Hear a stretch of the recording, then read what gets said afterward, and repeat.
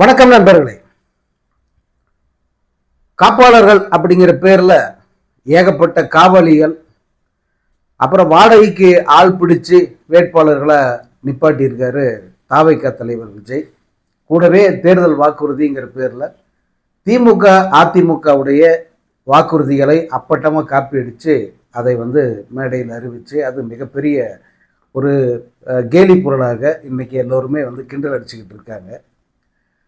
இதற்கு இடையில இன்னைக்கு ஏற்கனவே அறிவிச்ச மாதிரி திமுக அதனுடைய தேர்தல் வாக்குறுதியை, தேர்தல் அறிக்கையை வெளியிட்டிருக்காங்க. பொதுவாக தேர்தல்னு வந்துட்டாலே ஒவ்வொரு கட்சியும் தங்கள் வாக்குறுதிகள் என்ன, அறிக்கை அப்படின்னு ஒன்ன மக்களுக்கு வெளியிடுவாங்க. அது கூட்டணியில பிரதான கட்சியா இருக்கிறவங்க வெளியிடுறது தான் நியாயமா எடுப்படும். ஏன்னா அந்த கட்சி தான் ஆட்சியை பிடிக்கும். கூட இருக்கிற கூட்டணி கட்சிகள் தங்களுக்கு தேவையான என்ன கோரிக்கைகளோ அதை சொல்லி நிறைவேற்றிப்பாங்க. இதுதான் நடைமுறை. ஆனா இங்க எப்படின்னா, அந்த கூட்டணிக்கு தலைமை வைக்கிற கட்சிகளும் தேர்தல் அறிக்கை வெளியிடுவாங்க, கூட இருக்கிற கூட்டணியில் இருக்கிற கட்சிகளும் அவங்க ஒரு தேர்தல் அறிக்கை வெளியிடுவாங்க. அதை அவங்க எப்படி நிறைவேற்றுவாங்க அப்படிங்கிறது அவங்களுக்கு தான் வெளிச்சம். இது ஒவ்வொரு தேர்தலையும் பார்க்குற கூத்து. ஆனாலும் கூட இந்த தேர்தல் அறிக்கை அப்படிங்கிறது உற்று நோக்கப்படுகிற ஒன்றாக இருக்கு. அதிலும் குறிப்பாக இந்த 1996க்கு பிறகு இந்த தேர்தல் அறிக்கை ஒரு முக்கியமான ஒரு அம்சமாக மாறிடுச்சு. அதிலும் கலைஞர் இந்த ஒரு 2006ஆம் ஆண்டு ஒரு தேர்தல் அறிக்கை வெளியிட்டாரு. அந்த தேர்தல் அறிக்கை ஒரு ஹீரோவாக பார்க்கப்பட்டது, அந்த தேர்தலின் நாயகனாக பார்க்கப்பட்டது. அதே போல 96 தேர்தல் அறிக்கையும் அந்த தேர்தலின் நாயகனாக பார்க்கப்பட்டது. காரணம் என்னன்னா, அதுல அதிரடியாக பல்வேறு திட்டங்களை அவர் அறிவிச்சிருந்தார், பல்வேறு வாக்குறுதிகளை கொடுத்திருந்தார். அதாவது நிலமற்றவர்களுக்கு தலா 2 ஏக்கர் நிலம், அதே போல இலவச வண்ண தொலைக்காட்சி பெட்டி, இந்த மாதிரி அதிரடி திட்டங்கள் எல்லாம் கலைஞர் அறிவிச்சது. அதன் பிறகு வந்த அவரது மகன் முத்துவேல் கருணாநிதி ஸ்டாலின், அவர் தலைமையில் தேர்தலில் போட்டியிட ஆரம்பித்த உடனே அவங்க அறிவித்த திட்டங்கள் எல்லாம் அதிரடியாக இருந்துச்சு. மகளிர் உரிமை தொகை, மகளிர் விடியல் பயணம், இந்த மாதிரி நிறைய திட்டங்களை அவங்க வாக்குறுதிகளாக அறிவித்தாங்க. அறிவித்ததை அவங்க நிறைவேற்றவும் செஞ்சாங்க. இப்போ இந்த தேர்தலை பொறுத்த வரைக்கும் இந்த வாக்குறுதி அப்படிங்கிறது வரைமுறையே இல்லாமல் கொடுக்க ஆரம்பிச்சிட்டாங்க. இதில் எடப்பாடி பழனிசாமி இன்ஸ்டால்மெண்ட்ல வாக்குறுதிகள் கொடுத்தாரு. அதே போலத்தான் அதே பாணியை காப்பி அடிச்சாரு விஜய். அவரும் இன்ஸ்டால்மெண்ட்ல தான் இந்த தேர்தல் வாக்குறுதிகள் கொடுத்தாரு. ஆனால் எந்த இடத்துல அவசரப்படல திமுக மற்றும் மு.க. ஸ்டாலின் அவர்கள். அவங்க காத்திருந்து சரியா, அதாவது எல்லாரும் வாக்குறுதிகள் கொடுத்து முடிக்கிட்டோம் அப்படின்னு சொல்லி அவங்க விட்டுட்டு கரெக்டாக அந்த வேட்புமனு தாக்கல் செய்வதற்கு ஒரு நாள் முன்பாக தங்கள் தேர்தல் அறிக்கையை வெளியிட்டிருக்காங்க. அதை வெளியிட்டு இந்த தேர்தலை பொறுத்த வரைக்கும் ஹீரோயின் ரெண்டுமே எங்கள் தேர்தல் அறிக்கை தான் அப்படின்னு அவங்க ஆணித்தரமாக சொல்லியிருக்காங்க. அது என்ன தேர்தல் அறிக்கைன்னு பார்க்கறதுக்கு முன்னாடி இவர்கள் மீது வைக்கப்படுகிற பொதுவான குற்றச்சாட்டு என்னன்னா, இவங்க போன தேர்தலுக்கு கொடுத்த வாக்குறுதியை முழுசா நிறைவேற்றிட்டாங்களா, அதையே இவங்க முழுசா நிறைவேற்றலே, இப்ப என்ன வாக்குறுதி கொடுக்க போறாங்க அப்படின்னு ஒரு விமர்சனம் இருக்கு. அந்த விமர்சனத்தில் ஓரளவு நியாயமும் இருக்கு. இந்த மு.க. ஸ்டாலின் தலைமையிலான அந்த கூட்டணி கடந்த தேர்தல் அப்போ தந்த வாக்குறுதிகள் கிட்டத்தட்ட 505 வாக்குறுதிகள். அந்த 505 வாக்குறுதிகள் பெரும்பாலானவற்றை நாங்கள் நிறைவேற்றிட்டோம் அப்படின்னு சொல்றாங்க திமுகவினர். அதுவும் மு.க. ஸ்டாலின் அவர்கள் பெரும்பாலும் நிறைவேற்றிடுங்க, 1-2 அது நடைமுறை சிக்கல் காரணமா நிறைவேற்ற முடியல அப்படின்னு சொல்றாரு. அவர் சொல்ற 1-2ல முக்கியமானது இந்த மாதந்தோறும் வீடுகளில் மின்கட்டண அந்த கணக்கீடு எடுக்கப்படும் அப்படின்னு சொன்னாரு. அதற்கான ஒரு சின்ன முயற்சி கூட நடக்கவே இல்லை இந்த கடந்த 5 ஆண்டுகளில். அது ஒரு மிகப்பெரிய ஒரு குற்றச்சாட்டு தான். அதை மு.க. ஸ்டாலின் அவர்களும் மறுக்க முடியாது. அதுக்கடுத்து மிகப்பெரிய வாக்குறுதியாக கொடுத்தது எதுனா, நீட்டை நாங்கள் ஆட்சிக்கு வந்தவுடனே நீட்டை கண்டிப்பாக ஒழிச்சிருவோம், ரத்து பண்ணுவோம் அப்படின்னு சொல்லிட்டு மிக உறுதியாக மு.க. ஸ்டாலின் அவர்கள் சொன்னார். அதில் அவர் வெளியிட்ட ஒரு காணொலி ரொம்ப பிரபலமானது. மாணவ செல்வங்களே, நீங்கள் யாரும் இனி உயிரை மாய்த்து கொள்ளாதீங்க இந்த நீட்டுக்கு பயந்துக்கிட்டு. அப்பா நான் தருகிற வாக்குறுதி, நான் வந்த உடனே இந்த நீட்டை நிச்சயமாக ஒழித்து விடுவேன் அப்படின்னு சொல்லிட்டு மு.க.ஸ்டாலின் அவர்கள் ஒரு வாக்குறுதி கொடுத்தாரு. அந்த வாக்குறுதி நிறைவேற்றப்படவில்லை. இப்போ அதற்கான முயற்சிகள் அவங்க இறங்கலை அப்படின்னு யாரும் சொல்ல முடியாது. அதற்கான முயற்சிகள் இறங்கினாங்க. அதாவது இதற்காக ஒரு நீதிபதி தலைமையில் வந்து கமிஷனை வச்சு அவர்கள் பரிந்துரை எல்லாம் அந்த பரிந்துரையின் அடிப்படையில் ஒரு மனு வந்து ஒரு தீர்மானத்தை நிறைவேற்றி அனுப்பி வச்சாங்க. 1க்கு 2 முறை அனுப்பி வச்சாங்க. அதே போல் 1 கோடி கையெழுத்து வாங்கி ஒரு கையெழுத்து இயக்கமாக அதை வந்து எடுத்துகிட்டு போய் அதையும் ஜனாதிபதிக்கு அனுப்பி வச்சாங்க. அதாவது ஒரு பக்கம் சட்டமன்றத்தில் தீர்மானம் நிறைவேற்றி ஆளுநருக்கு அனுப்பி அது முதலில் மறுக்கப்பட்டு மீண்டும் அவருக்கே அனுப்பி அது குடியரசுத் தலைவருக்கு போய் அவர் குடியரசுத் தலைவர் வந்து அது மேலே ஒரு பெரிய இலவம் பஞ்சு தலகாணி போட்டு படுத்துட்டார். அந்த இதை இந்த பக்கம் அந்த பக்கம் நகர விடாமல் அப்படியே வச்சுக்கிட்டார். அதே போல் இந்த நீதியரசருடைய பரிந்துரை, அப்புறம் அந்த கையெழுத்து, சரி இப்படி சட்டமன்றத்தை தீர்மானம் அனுப்பணுமே, அதுதான் மூவகம் இருக்குது. மக்களுடைய மனநிலை என்ன, மக்களுடைய இது என்னங்கிறத ஒரு கையெழுத்து இயக்கமாக 1 கோடிக்கு மேற்பட்ட கையெழுத்துக்களை வாங்கி அனுப்பியே வச்சுட்டாங்க. அதையும் அவர்கள் அப்படியே கிடப்பில் போட்டாங்க. சட்ட போராட்டம் ஒரு பக்கம் நடந்துக்கிட்டு தான் இருக்குது, அது இல்லைன்னு சொல்ல. ஆனாலும் இந்த 5 ஆண்டுகளில் அது நிறைவேறவே இல்லை. சரி, ஏன் இதை செய்ய முடியல அப்படின்னா அதற்கு உதயநிதி ஸ்டாலின் அண்மையில் கொடுத்த பதில் நீங்கள் பார்த்துருப்பீங்க. நாங்கள் 2024 ஆட்சி மாற்றம் நடக்க ராகுல் காந்தி பிரதமர் ஆயிடுவார் அல்லது காங்கிரஸ் தலைமையில் ஆட்சி அமையும், அப்படி அமைந்தால் அடுத்த நொடியே வந்து இந்த நீட் ரத்தாகும் அப்படின்னு நாங்கள் சொன்னது உண்மைதான். ஆனால் வந்து ஆட்சி மாற்றம் நடக்காமல் போச்சு. என்றைக்கு பாஜக அரசு விரட்டப்படுகிறதோ அன்றைக்கு நிச்சயமாக நீட்டு விலக்கு பெறும் நம்ம தமிழ்நாடு நீட்டிலிருந்து அப்படின்னு இப்போ அவர் சொல்கிறார். அப்படி பார்த்தா 2029 தேர்தல் நடக்கணும். அந்த தேர்தலில் காங்கிரஸ் ஜெயிக்கணும், ராகுல் காந்தி பிரதமர் ஆகணும் அல்லது காங்கிரஸ் கட்சியை சேர்ந்த யாரோ ஒருத்தர் பிரதமர் ஆகணும். அப்படி ஆன பிறகு தான் வந்து இந்த நீட்டுக்கு ஒரு தீர்வு கிடைக்கும் அப்படிங்கிறதா நிதர்சனமான உண்மை. அப்போது இந்த முறை அவர்கள் இந்த வாக்குறுதி தரும்போது நீட்டு விஷயத்தில் தெளிவாக மக்களுக்கு ஒரு வாக்குறுதியை கொடுக்கணும். இதையே சொல்லணும், இந்த மத்தியில் ஆட்சி மாற்றம் நடந்தால் தான் நீட்டுங்கிறத எங்களால் விளக்க முடியுங்கிறத சொல்லிட்டு அதை ஒரு தேர்தல் வாக்குறுதியை தரணுமே தவிர நான் வந்த உடனே கையெழுத்து போட்டு ரத்து பண்ணிடுவேன் அப்படின்னு சொல்வதை அவர்கள் தவிர்க்கணும். இந்த மாதிரியான ஒரு சில வாக்குறுதிகள் இன்னமும் நிறைவேற்றப்படவில்லை அப்படிங்கிறது உண்மைதான். மற்றபடி பெரும்பாலான வாக்குறுதிகள் நிறைவேற்றிருக்காங்க. அதே போல் தேர்தல் அறிக்கையில் சொல்லாமல் விட்ட சில விஷயங்கள், இப்போ இந்த காலை உணவு திட்டம் மாதிரியான விஷயங்களே வந்து அவங்க செஞ்சுருக்காங்க. அதையெல்லாம் யாரும் மறுக்க முடியாது. இப்போ புதிய வாக்குறுதி என்ன, அதுக்கு வரும். இந்த புதிய வாக்குறுதியில் ஒரு சிலவற்றை மட்டும் நம்ம ஹைலைட் பண்ணலாம், எல்லாத்தையும் சொல்ல முடியாது. ஏகப்பட்ட தேர்தல் வாக்குறுதிகளை இந்த முறை கொடுத்துருக்காங்க. ஆனால் ரொம்ப கவனமாக கொடுத்துருக்காங்க. முன்ன வந்து 505 வாக்குறுதியை கொடுத்துட்டாங்க. அதில் எது நடக்கும் எது நடக்காது அப்படியெல்லாம் வந்து அவங்க பார்க்கல. ஏன்னா ஆட்சியை பிடிச்சாகணும், அதிரடியாக இருக்கணும் தேர்தல் அறிக்கைங்கிறது அப்படின்னு சொல்லிட்டு அதிரடியாக ஒரு தேர்தல் அறிக்கையை கொடுத்தாங்க. அதில் முடிஞ்ச வரைக்கும் வந்து செயல்படுத்திட்டாங்க. ஆனால் இந்த முறை வந்து அந்த மாதிரி எந்த ஒரு வாக்குறுதியும் தராமல் அவர்கள் மிகுந்த கவனத்தோடு வந்து வாக்குறுதிகளை கொடுத்துருக்கிறதா என்னால் பார்க்க முடியுது. காரணம், கடந்த முறை பட்ட சூடு. அதனால் வந்து இந்த முறை நம்ம கொஞ்சம் நிதானமாகவே இருப்போம், நம்மளால் எது சாத்தியமோ அதை வந்து செய்வோம் அப்படின்னு சொல்லிட்டு கொடுத்துருக்கிறதா தான் நமக்கு தெரியுது. அதில் முதல் வாக்குறுதி என்னென்னா, இந்த மகளிருக்கு உரிமை தொகை 2000 ரூபாயை வந்து உயர்த்தி தரப்படும் அப்படிங்கிறது ஏற்கனவே அவர் சொன்னது. அதை வாக்குறுதியாகவும் சொல்லியிருக்கார். அதுக்கடுத்து வந்து அவங்க கடந்த வாக்குறுதிகள் என்னென்ன கொடுத்தாங்களோ அதோட அப்கிரேடட் வெர்ஷனை கொடுத்துருக்காங்க. இப்போ ஒன்றும் இல்லை, முதியோருக்கான பென்ஷன் 1000லேருந்து 1200 தருவேன்னாங்க. அந்த 200 கொடுத்துட்டாங்க. இப்போ அதை 500 1500 மாற்றுவேன்றாங்க. அதே போல் மாற்றுத்திறனாளிகளுக்கான அந்த உதவித்தொகை அது வந்து 1500 இருந்தது. இப்போ அதை 2500 உயர்த்தியிருக்காங்க.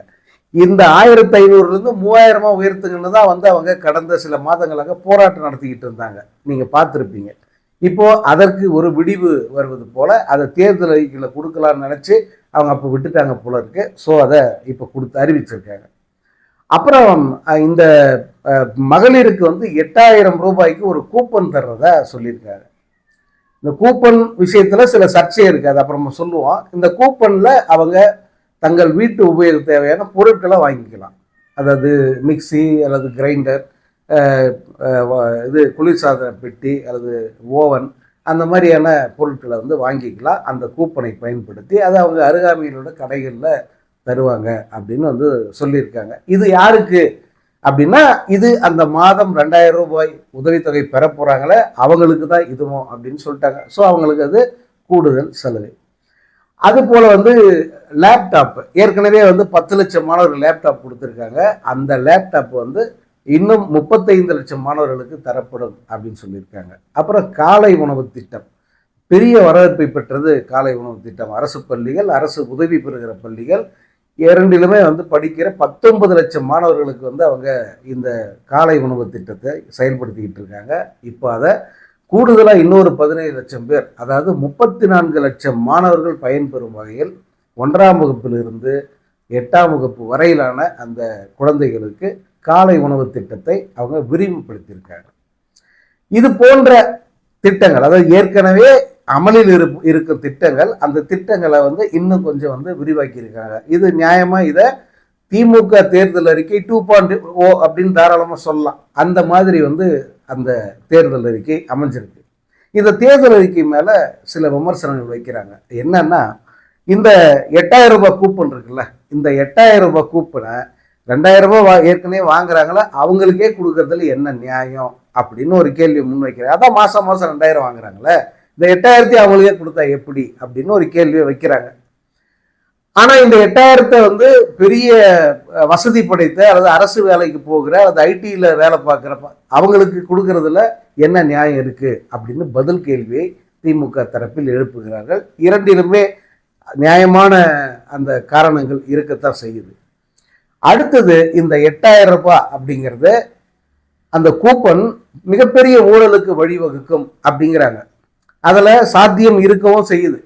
நேர்மையா வந்து அதை பண்ணணும்னு சொன்னா பிரபலமான நிறுவனங்கள், இப்போ மு.க. ஸ்டாலின் என்ன சொல்றாரு, மிக்சி, கிரைண்டர், அதே போல குளிர்சாதன பெட்டி, அப்புறம் வந்து ஓவன், இந்த மாதிரியான வீட்டு உபயோகப் பொருட்களை வாங்கிக்கலாம்னு சொல்றாங்க. அப்போ இதை வந்து நேர்மையா செயல்படுத்தணும் அப்படின்னு நினைச்சா, அதே போல அரசுக்கு கொஞ்சம் செலவு குறைவா, அந்த கூடுதல் அந்த செலவு ஏற்படாம இதை வந்து செயல்படுத்தணும் அப்படின்னு நினைச்சா தனியாரோடு கை கோர்க்கலாம் அரசு. எப்படின்னா, இப்போ ஒரு குறிப்பிட்ட நிறுவனம் இருக்கு, பிரபலமான நிறுவனம். அந்த நிறுவனத்தின் ஒரு ப்ராடக்ட் வந்து ரொம்ப பிரபலமா இருக்கு, அதுதான் மக்கள் பயன்படுத்துகிற வீட்டு உபயோகப் பொருளாக இருக்குன்னா, அந்த ப்ராடக்டை வந்து இந்த கூப்பனை பயன்படுத்தி வாங்கிக்கங்க. அந்த நிறுவனத்திடம் இந்த தமிழ்நாடு அரசுக்கு வந்து அவங்க ஏதோ ஒரு வகையில் உதவ எண்ணினால் இந்த பொருட்களை வந்து மக்களுக்கு அவங்க இந்த கூப்பன் வழியா கொடுக்கலாம். இதுக்கு காசு, அந்த நிறுவனம் காசு வாங்க தேவையில்லை, அல்லது மானிய, அதாவது சலுகை விலையில அந்த பொருளை வந்து கொடுக்கலாம் அப்படின்னு சொல்லிட்டு அரசு ஒரு நேர்மையாக ஒரு முயற்சி பண்ணால் அது வந்து பாராட்டத்தக்கதாக இருக்கும். இது எப்படி செயல்படுத்த போகிறாங்கன்றது நமக்கு தெரியாது. ஆனால் நம்ம இது இப்படி பண்ணால் இது வந்து ஹானஸ்டாக இருக்கும். இப்படி பல நிறுவனங்கள் இருக்குல்ல, 100க்கும் மேற்பட்ட நிறுவனங்கள் வீட்டு உபயோகப் பொருட்கள் தயாரிக்கிறாங்க. அவங்க அத்தனை பேர்கிட்டையுமே ஒரு ஒரு கூட்டம் ஏற்பாடு செய்து பேசி அவர்களை அரசுக்கு உதவுற அந்த நோக்கில் சலுகை விலையில் இந்த பொருட்களை கொடுங்கன்னு சொல்லி கேட்டோ அல்லது இலவசமாக தர சொல்லி கேட்டோ அதை மக்களுக்கு போய் சேர்ற வகையில் செஞ்சால் அரசுக்கு செலவு குறையும். அதே போல் அந்த தனியாருக்கும் வந்து ஒரு ஏதோ ஒரு வகையில் வந்து அவங்களுக்கு ஒரு பலன் இருக்கும், பப்ளிசிட்டி கிடைக்கும். இதை அவங்க பேசி முடிவு பண்ணலாம். இது இப்படி செய்யறதுக்கு ஒரு வழி இருக்கு. அதே நேரத்தில் இதில் ஊழல் ஏற்பட வழி இருக்கு அப்படின்னு எடப்பாடி பழனிசாமி குற்றம் சாட்டுற. தேர்தல் அறிக்கை வந்த உடனே அவர் வச்ச குற்றச்சாட்டுது. எப்படி அப்படின்னா, இந்த கூப்பனை கொடுக்கறன்ற பேர்ல திமுக காரங்க கிராமமா வந்து ஊழல் செய்ய வாய்ப்பு இருக்கு, கமிஷன் அடிக்க வாய்ப்பு இருக்குன்னு சொல்றாரு. அதில் 100% உண்மை இருக்கு.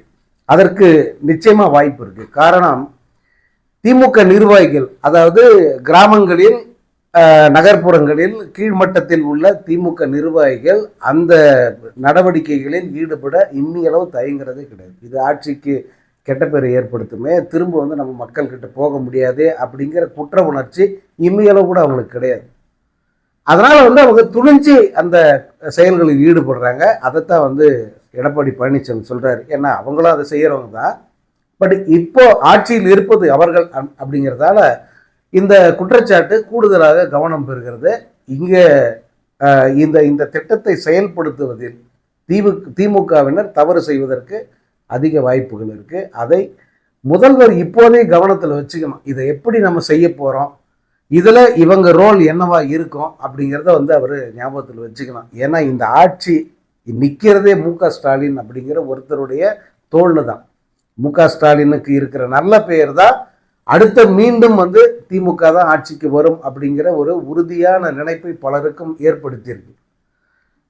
அந்த கட்சியில் சிறப்பாக செயல்படுகிற இன்னும் சில புள்ளிகள், இன்னும் சில தலைவர்கள் இருக்காங்கல்ல. இப்போ பிடிஆர் பழனிவேல்ராஜன் மாதிரி, டிஆர்பி ராஜா மாதிரி, உதயநிதி ஸ்டாலின் மாதிரி, கனிமொழி மாதிரியான தலைவர்கள் அந்த நல்ல பெயரை ஏற்படுத்தியிருக்காங்க. ஆனால் கீழ்மட்டத்தில் இப்போ வரைக்கும் வந்து திமுகவினர் திருந்தியதாக எனக்கு தெரியல.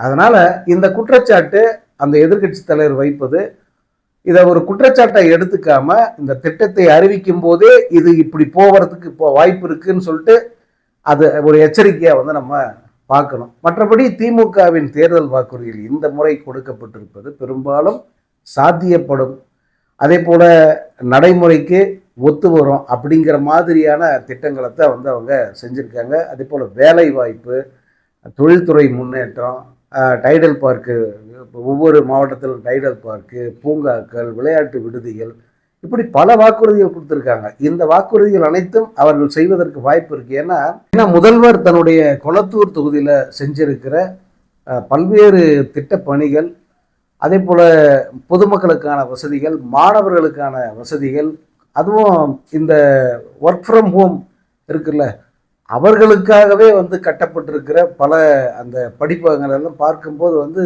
அது முதல்வருக்கு வந்து ஒரு மிகப்பெரிய நல்ல பெயரை வந்து ஏற்படுத்தி கொடுத்துருக்கு. அதே போல் பல தொகுதியிலும் கூட திட்டங்களை நிறைவேற்றிருக்காங்க.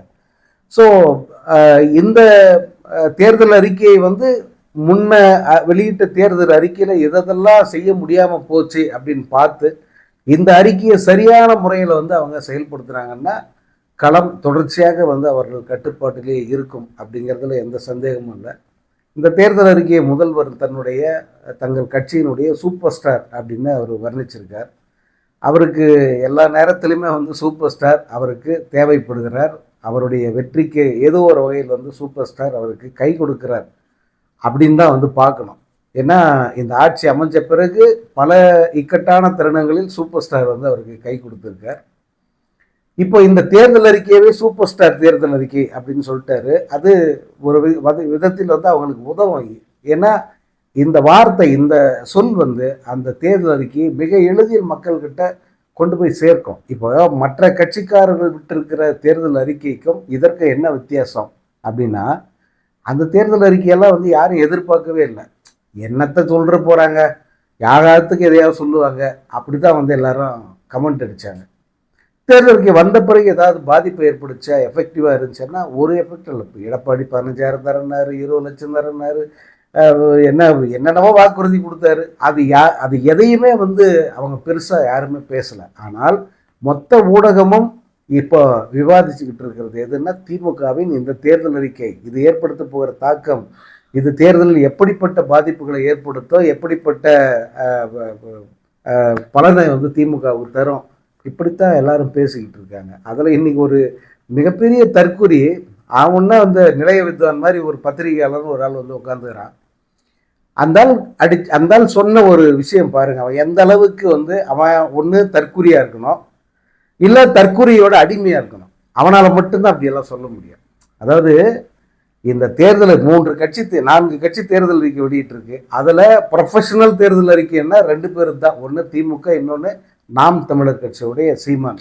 அதில் விமர்சனம் இருக்கலாம், உங்களுக்கு பிடிக்காமல் போகும், அது வேறு விஷயம், சீமானுடைய தேர்தல் அறிக்கை. ஆனால் அந்த தேர்தல் அறிக்கையை சரியாக ஒரு குழு அமைத்து மிக சிறப்பாக தயாரித்து அதை ஒரு மேடை போட்டு அதில் கரெக்டாக வந்து அறிமுகப்படுத்திட்டாரு சீமான். அதே மாதிரி தான் இங்கே திமுக ஒரு பெரிய ஒரு குழு அமைத்து கனிமொழி தலைமையில் அது மாத கணக்கில் பணியாற்றி ரொம்ப சின்சியராக எதெல்லாம் ப்ராக்டிக்கல் 100% இந்த வாட்டி ப்ராக்டிக்கலாக இருக்கணும் அப்படி யோசித்து அவங்க ஒரு தேர்தல் அறிக்கை கொடுக்குறாங்க. எடப்பாடி ஒரு தேர்தல் அறிக்கை தராரு. இந்த தற்கூரி ஒரு தேர்தல் அறிக்கை தருது. இப்போ இந்த தற்கூரி, இந்த பத்திரிகை தற்கூரி சொல்லுது உட்காந்துட்டு, இவங்க கொடுத்துருக்கிற தேர்தல் அறிக்கை எந்த விளைவையும் ஏற்படுத்தாத, எல்லாமே ஒரே சமமாக தான் பார்க்கப்படுதான். ஏண்டா நீ எல்லாம் என்ன பத்திரிகையார், அறிவு இருக்க? முதல்ல ஆட்சியில் இருப்பது திமுக, அவங்க கொடுக்குற வாக்குறுதியும் ஆட்சியில் இல்லாத, ஏற்கனவே ஆட்சியில் இருந்து கொடுத்த ஒரு வாக்குறுதியை கூட நிறைவேற்றாத எடப்பாடி பழனிசாமி கொடுக்குற வாக்குறுதியும் இப்போதான் ஒரு தத்தி, அது தற்கூரியது, இப்போதான் அது அந்த அரசியல் களத்துக்கே வருது. எதை எப்படி செய்யறோன்னு தெரியாம திமுக அதிமுக 2 பேரோடதையும் காப்பி அடிச்சு வாக்குறுதின்னு ஒன்று கொடுக்குது. அந்த தேர்தல் வரைக்கும் ஒன்னாடா உனக்கு? இது 3மே மக்கள்கிட்ட ஒரு பாதிப்பை ஏற்படுத்தாதா? ஜனங்க எதுக்காக வெயிட் பண்ணியிருந்தாங்க? திமுக என்ன சொல்லுது பார்ப்போம், திமுக என்ன வாக்குறுதி கொடுக்குறாங்க பார்ப்போம் அப்படின்னு தான் சொல்லிட்டு இருந்தாங்களே தவிர எடப்பாடி என்ன வாக்குறுதி தருவார், இந்த தற்கொலை என்ன வாக்குறுதி தருவான் அப்படியெல்லாம் யாரும் யோசிக்கவே இல்லை. ஆனால் இந்த 3 பேருடைய வாக்குறுதியும் ஒன்று தானா? இது எந்த பாதிப்பை ஏற்படுத்தாதான்? ஒரு ஆட்சியில் இருக்கிற ஒருத்தர் ஏற்கனவே கொடுத்த வாக்குறுதியை நிறைவேற்றிட்டார். 1000 ரூபாய் மகளிருக்குன்னு சொன்னாரு, நிறைவேற்றிட்டார். மகளிருக்கு விடியல் பயனர் நிறைவேற்றிட்டார். சொல்லாத பல வாக்குறுதிகள் நிறைவேற்றிட்டார். பல விஷயங்களை அவர் நிறைவேற்றிருக்கார். அப்படிப்பட்டவர் திரும்ப வரும்போது நான் 2000 ரூபாய் தருவேன்னா ஜனங்க நம்ப மாட்டாங்களா? ஜனங்க கிட்ட பாதிப்பு ஏற்படுத்தாதா? உங்களுக்கு 8000 ரூபாய் தர, உங்களுக்கு தேவையானதை வாங்கிக்கங்கன்னு சொல்றாரு. அது எந்த பாதிப்பு ஏற்படுத்தாதா? அப்புறம் சொல்றான் அவன், 5 வருஷம் ஆட்சியில் இருந்தாங்கல்ல, இப்ப கொடுத்த வாக்குறுதியெல்லாம் அப்பயே நிறைவேற்றலாமே. என்ன ஒரு அறிவு! இப்படி ஒரு அறிவாளி எங்கேயாவது பார்த்துருக்குமா? 5 வருஷம் ஆட்சியில் இருந்தாங்க, இந்த ஆட்சியில் இருந்த போதே இப்ப வாக்குறுதியை கொடுத்துக்கிறாங்களே, அதையெல்லாம் நிறைவேற்றணுமா? அவங்க 5 வருஷம் ஆட்சியில் இருந்தது முந்திர வாக்குறுதியை நிறைவேற்றத்தான், அதை நிறைவேற்றிட்டாங்க. இப்ப 5000 ரூபாய் மீனவர்களுக்குன்னு கொடுத்திருந்தாங்க, அதை 8000 ரூபாய் மாத்தினது இந்த ஆட்சியில தான். இப்ப இந்த ஆட்சி முடிய போது திரும்ப இந்த ஆட்சியில உட்காருங்க, கூடுதலா உங்களுக்கு இன்னும் 4000 ரூபாய் தர, 12000 ரூபாய் ஏத்துறேன்னு சொல்றாரு. இவன் கேட்கிறான், அந்த 12000 ஏன் இப்பயே கொடுத்துடக்கூடாதுன்றான்.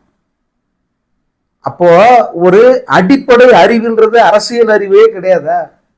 ஆட்சிக்கு வரணும், திரும்ப ஆட்சியை பிடிக்கணும் அப்படின்னா எதெல்லாம் சாத்தியம், எது ஜனங்களுக்கு நம்மளால செய்ய முடியுங்கிறத கரெக்டா உள்வாங்கிட்டு அந்த ஒரு எச்சரிக்கை உணர்வோட வாக்குறுதியை கொடுக்கணும். அதுதான் நல்ல அரசியல்வாதிக்கு அழகு. இப்ப முதல்வர் அதைத்தான் செஞ்சிருக்காரு. அந்த முதல்வர் கொடுத்த இந்த வாக்குறுதிக்காக தான் ஜனங்க காத்துக்கிட்டு இருந்தாங்க. உண்மையிலேயே இப்போ இந்த சூழலில் இவங்க இனி வர்ற 20 நாள் ஊருக்கு ஊர் 1000 பொய் பிரச்சாரம் பண்ணுவாங்க, இல்லாததை இட்டுக்கட்டி பேசுவாங்க, எவ்வளவோ பொய்யான விஷயங்களை பரப்புவாங்க. பொய்யை மட்டுமே சொல்லி அவங்க பிரச்சாரம் பண்ணக்கூடும் இனி வர்ற நாட்களில். இந்த அதிமுக ஆகட்டும், அல்லது தாவேக தற்கொலைகளாகட்டும், அல்லது பாஜகவாகட்டும், இல்லை இன்னும் இருக்கிற மற்ற கூட்டணிகள் எது வேணா இருக்கட்டும், இவங்கெல்லாம் இது எல்லாத்தையும் செய்யக்கூடும். ஆனால் அது எதுவுமே சுத்தமாக எடுப்படாது. இந்த தேர்தல் அறிக்கை மக்கள்கிட்ட சரியா போய் சேர்ந்துருச்சுன்னா, இது சரியா போய் சேர்ந்துருச்சு அப்படிங்கிறது தான் என்னோட பார்வை. அதனால இவர்களுக்கு கடைசி அணியும் அடிக்கப்பட்டு விட்டது.